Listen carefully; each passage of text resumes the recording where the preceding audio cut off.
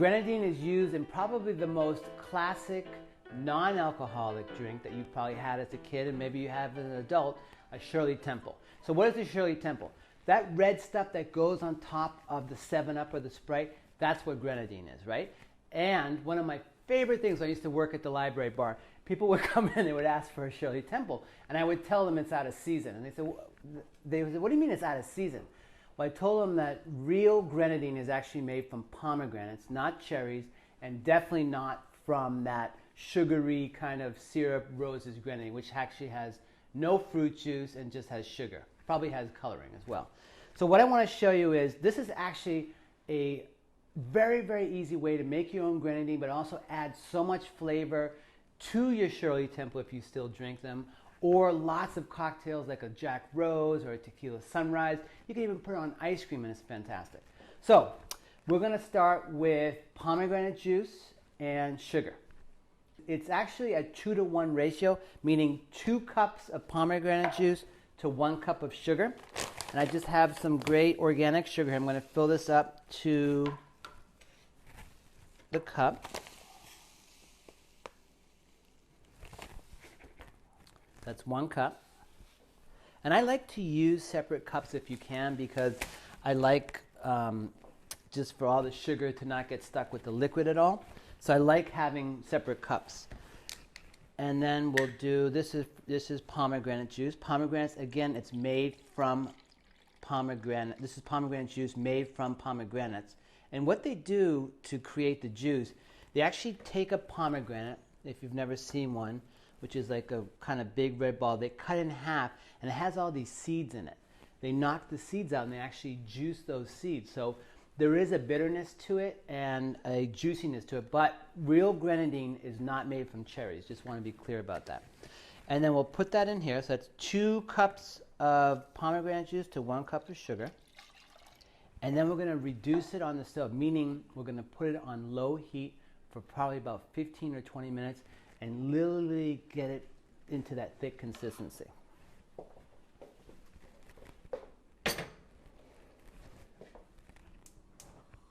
Sometimes what I'll do too is I actually don't mind bringing it to a boil first and then lowering it down to the low heat. So that's what I might do, is keep this on for a second, get it a little bit bubbling, and then I'll reduce it down.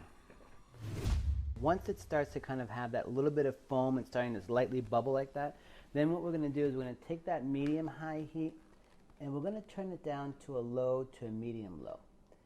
And we're going to check on this, but this should bubble for probably about, honestly, about 15-20 minutes, and then we'll cut it off and let it cool.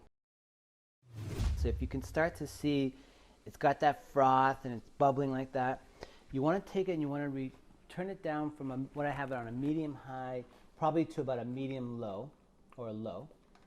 And what you're doing is you're reducing it. It's going to take about 15 to 20 minutes.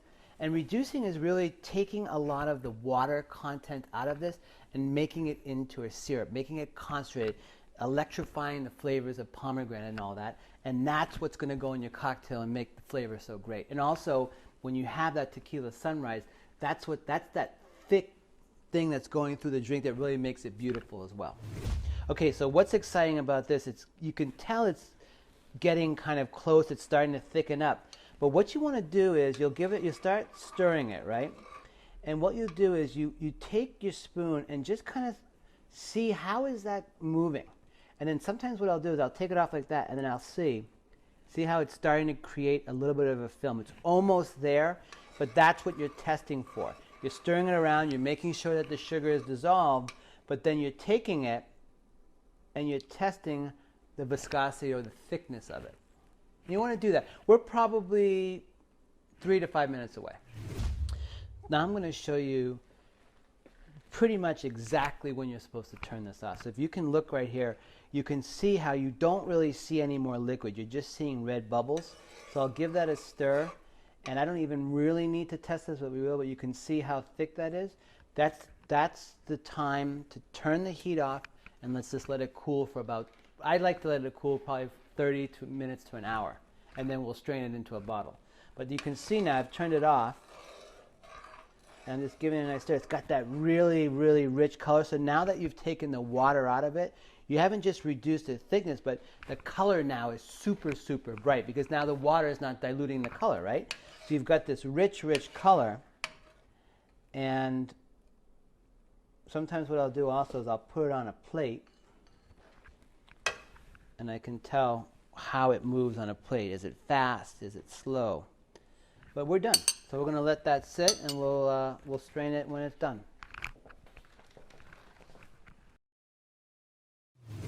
Okay, so now we're ready to strain the grenadine into a bottle. And what we're going to do is just going to take a nice glass bottle and a funnel, and we're going to strain it right into there. And you can see the consistency? It's exactly what you're looking for, where it's thick but it's still fluid. So we'll fill the bottle up. Now I'm putting it in a bottle that I already use and have some in because I love grenadine. I love using it a lot. So we're going to fill this up to there.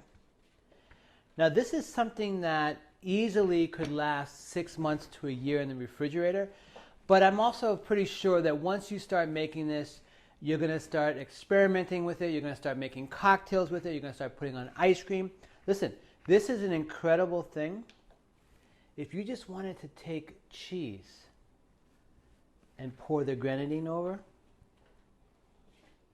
the amount of flavor that that's going to add to that is incredible. But that's something that you could do if you wanted to just serve it like that. You know, how beautiful is that, and how simple.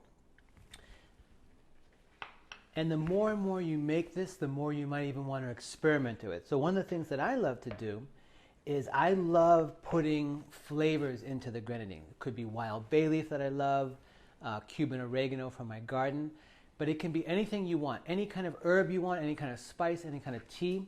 And it's really simple. You just put those ingredients in at the same time that you're reducing and starting the syrup. So you put the pomegranate juice, you put the sugar, and then you throw in that ingredient, so that ingredient has the time to infuse into your grenadine.